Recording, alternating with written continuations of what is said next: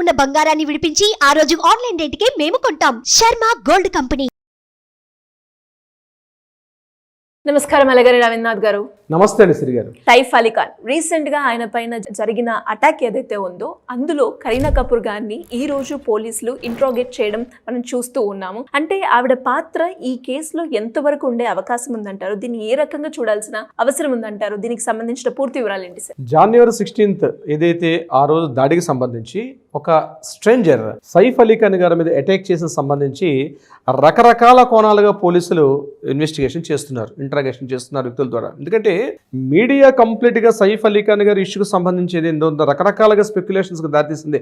ఆ రకరకాలుగా దారితీయడానికి కారణం కూడా పోలీసులు ఎవరైతే అగంతకుండా పట్టుకున్నారో, ఏ స్ట్రేంజర్ని అయితే పట్టుకున్నారో ఆ స్ట్రేంజర్ని ఫస్ట్ ఆల్ రిలీజ్ చేసిన పిక్చరు ఇప్పుడు పట్టుకున్నటువంటి పర్సన్ ఇద్దరు కూడా సిమిలర్గా మిస్ మ్యాచ్ అవుతుంది. ఇద్దరు కూడా మ్యాచ్ అయినట్టుగా లేరు. వీళ్ళు చెప్తుంటే కథనాలు వేరు, యాక్చువల్గా జరుగుతున్న సిచ్యువేషన్ వేరు, జరిగిన సంఘటన వేరు అని సంబంధించి రకరకాల కథనాలు జరుగుతున్న సందర్భంలో ఈరోజు పోలీసులు కరీనా కపూర్ని తీసుకెళ్లి ఇంటరాగేట్ చేయడం జరుగుతుంది. అసలు కరీనా కపూర్ పాత్ర మొదటి నుంచి అనుమానాస్పదంగా ఉంది ఈ కేసుకు సంబంధించి. నేను ఒక 6 పాయింట్స్ నేను ఈ కేసుకు సంబంధించి ఏదైతే మీడియాలో పోలీసులు ఏదైతే మనం సస్పెక్ట్ చేస్తున్నాం, గత వీడియోలో కూడా మనం కొన్ని గడిచిన వీడియోస్లో కొన్ని మాట్లాడుకున్నాం. ఈ రోజు నేను అందులో పాయింట్ టు పాయింట్ నేను మీతో క్లియర్గా మీకు చెప్పే ప్రయత్నం చేస్తాను. శ్రీ గారు, ప్రధానంగా ఏదైతే మార్నింగ్ 2:30 సైఫ్ అలీ ఖాన్ గారి ఇంట్లో జరిగిన దాడి ఏదైతే ఉందో ఆ దాడి సమయంలో కరీనా కపూర్ గారు అక్కడ లేరు అని ఫస్ట్ ఒక వార్తా కథనం వచ్చింది.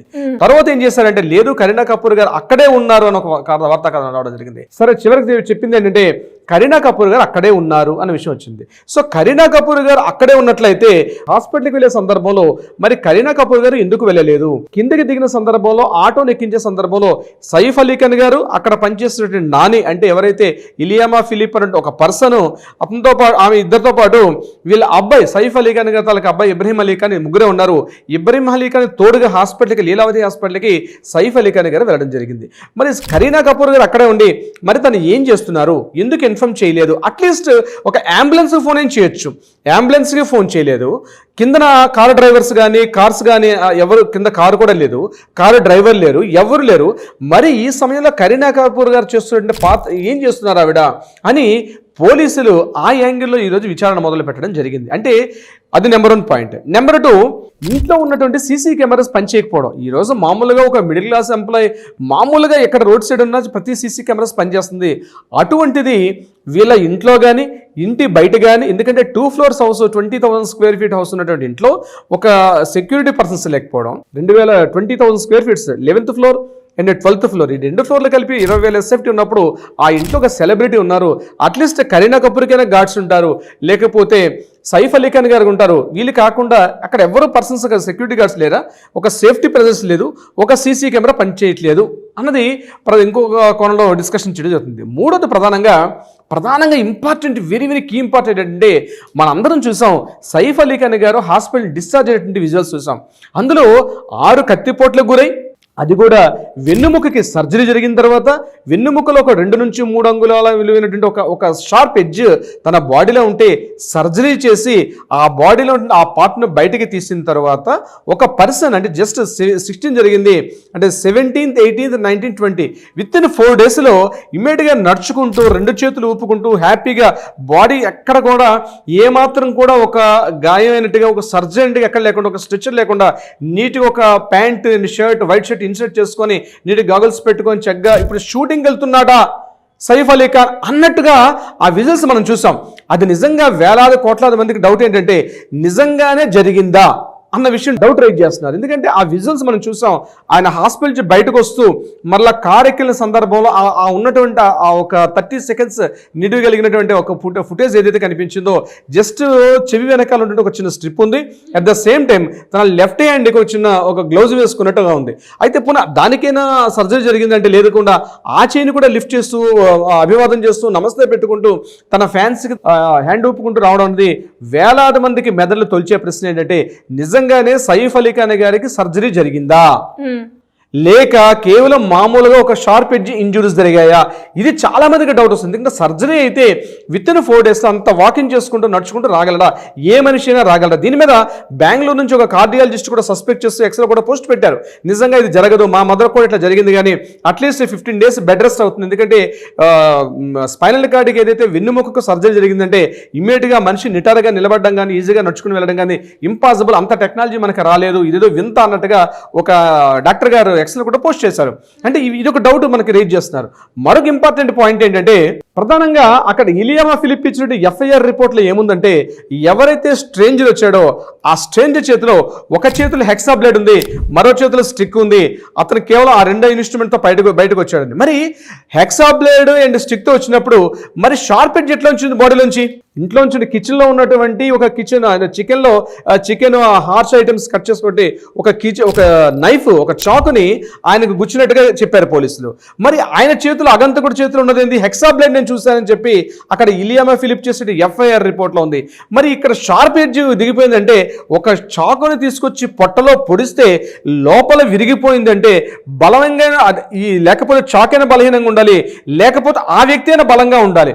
ఈవెన్ యానిమల్స్ పొడిచినా సరే ఒక షార్ప్ ఎడ్జ్ విరిగిపోవడం ఉంది ఇంపాసిబుల్. బలంగా పొడిచినట్టు ఉండాలి. అది కూడా హెక్సా బ్లేడ్ కాకుండా మామూలుగా మనం ఫుటేజ్ కూడా చూస్తాం, మన పిక్చర్స్ వీలైతే అదొకసారి ఆ పిక్చర్ వేయండి. పోలీసులు ఏదైతే కలెక్ట్ చేసుకోండి, హాస్పిటల్ నుంచి కలెక్ట్ చేసుకోండి, ఆ షార్ప్ ఎడ్జ్ ఏదైతే ఉందో చూడండి ఈ ఒక వి షేప్ లో ఉంటుంది. హెక్సా బ్లేడ్ ఎప్పుడు కూడా వి షేప్ లో ఉండదు. హెక్సా బ్లేడ్ అంటే షార్ప్ ఎడ్జెస్ ని కట్ చేయడానికి వాడింది హెక్సా బ్లేడ్.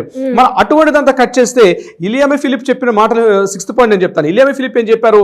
తన కిచెన్ రూమ్ నుంచి, జహంగీర్ రూమ్ నుంచి అతను అగంతకుడు బయటకు వస్తుంటే నేను ఆ నీడను చూసి నేను వెంబడించాను, గట్టిగా అరిచాను.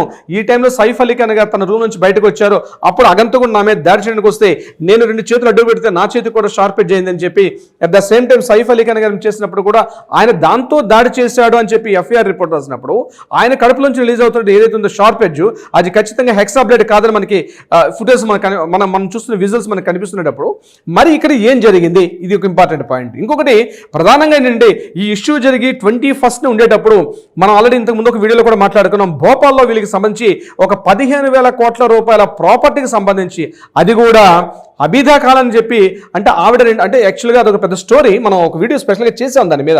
వీలైతే ఒకసారి ఆ లింక్ కూడా పంపించండి కిందకి. ఎనిమీ యాక్ట్ అని చెప్పి 1968లో వచ్చిన యాక్ట్ ప్రకారం భారతదేశంలో ఉన్నటువంటి వ్యక్తులు ఎవరైనా సరే విదేశాలకు వెళ్ళిపోయినప్పుడు, ముఖ్యంగా పాకిస్తాన్కి వెళ్ళిపోయేటప్పుడు వాళ్ళకి సంబంధించిన ఆస్తులన్నీ కూడా భారతదేశ ప్రభుత్వం ఈజీగా వాటన్నిటిని కూడా జప్తు చేసుకునే అధికారం ఉండేటట్టుగా 1968లో ఎనిమీ యాక్ట్ నోటి వచ్చింది.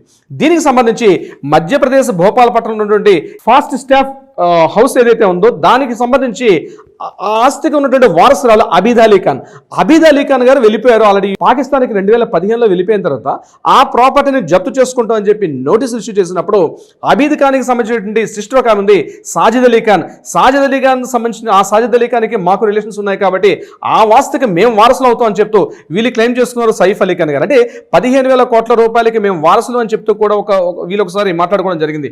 దీనికి సంబంధించి ఆయన ఏం చేశారంటే 2011లో భోపాల పట్టణానికి నేను నవాబుని అని చెప్తూ అక్కడ నీకు తలపాగా ఉత్సవాన్ని కూడా చేశారు. సో భోపాల్ నవాబుగా ఈ ఫాస్ట్ స్టాఫ్ హౌస్ ఏదైతే ఉందో ఈ హౌస్ కంప్లీట్ గా మా ప్రాపర్టీకి వస్తుందని చెప్పి వీళ్ళు క్లెయిమ్ చేసుకున్నారు. దీనికి సంబంధించి మధ్యప్రదేశ్ ప్రభుత్వానికి సైఫ్ అలీ ఖాన్కి మధ్య చాలా వాగ్వాదాలు అవుతున్నాయి.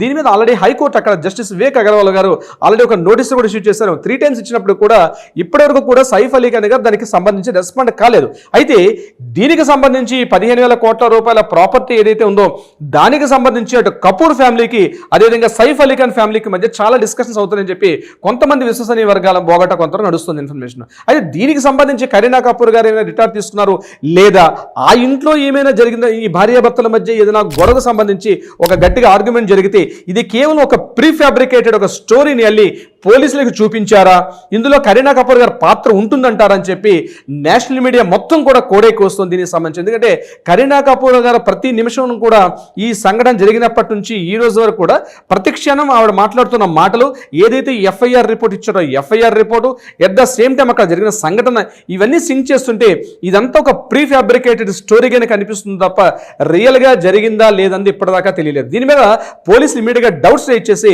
ఒక్కొక్కరు కూడా ఇంట్రాగేషన్ చేస్తున్నారు. అంటే ప్రధానంగా ఏంటంటే ఇప్పుడు నేను చెప్పిన 5 పాయింట్స్లో అది చిన్నపిల్లలకి అడిగిన చెప్తారు, వెరీ ఇంపార్టెంట్ పాయింట్స్ అవి. ఈ కేసుకు సంబంధించి నిజంగానే జరిగితే సైఫ్ అలీ ఖాన్ గారు ఆ దాడి దాడిలో ఇంత ఈజీగా రికవరీ ఇమీడియట్గా మరలా వస్తారా? సైఫ్ అలీ ఖాన్ గారు కానీ లేదా కరీనా కపూర్ గారు కానీ ఇద్దరిలో ఏ ఒక్కరైనా సరే మీడియా ముందుకు వచ్చి మాట్లాడితే తప్ప ఈ ఏదైతే వివాదం ఉందో, ఏదైతే ఈ స్పెక్యులేషన్ జరుగుతున్నాయో దీనికి సంబంధించి ఒక తెర వేసే అవకాశం అయితే ఉండదు. దీని మీద పోలీసులు వాళ్ళకి సంబంధించినటువంటి ధోరణిలో వాళ్ళు ఇన్వెస్టిగేషన్ చేస్తున్నారు. ఏదేమైనప్పుడు కూడా కరీనా కపూర్ గారి పాత్ర ఏదైతే ఉందో మాత్రం డెఫినెట్గా మాత్రం ప్రతి ఒక్కరు సస్పెక్ట్ చేస్తున్నారు. ప్రతిదీ అనుమానాస్పదంగా ఉంది. డెఫినెట్గా no doubt at all Kareena Kapoor గారు మాట్లాడాల్సిన అవసరం ఉంది. ఇది మా ఇంటి విషయం అంటే కుదరదు. ఎప్పుడైతే ఎఫ్ఐఆర్ అయిందో, ఎప్పుడైతే హాస్పిటల్కి వెళ్ళి ఇంజురీ జరిగాయో, it is celebrities personal issue కాదు, ఇది పబ్లిక్ అయింది కాబట్టి మాట్లాడాల్సిన అవసరం అయితే ఉంది డెఫినెట్గా. శ్రీ గారు, డెఫినెట్గా సార్, మీరు చెప్తూ ఉంటే లైక్ ఇందులో ఇన్ని అంశాలు ఉన్నాయా మనం గుర్తించాల్సినవి అని తెలుస్తూ ఉంది. అండ్ దాంతోపాటు మీరు అన్నట్టుగానే సైఫ్ అలీ ఖాన్ కావచ్చు, లేదు అంటే కరీనా కపూర్ గారు కావచ్చు, బయటకు వచ్చి మాట్లాడితే గానీ మనకంటూ ఒక క్లారిటీ అనేది రాదు. ఖచ్చితంగా వాళ్ళు మాట్లాడలేదు. దీనికి తగ్గట్టుగా ఇంకా నిజ నిజాలు బయటపడాలి అంటే వాళ్ళు మాట్లాడాల్సిన అవసరం ఉంది. Anyways, great information. Thank you so much. Thank you so much Sri గారు.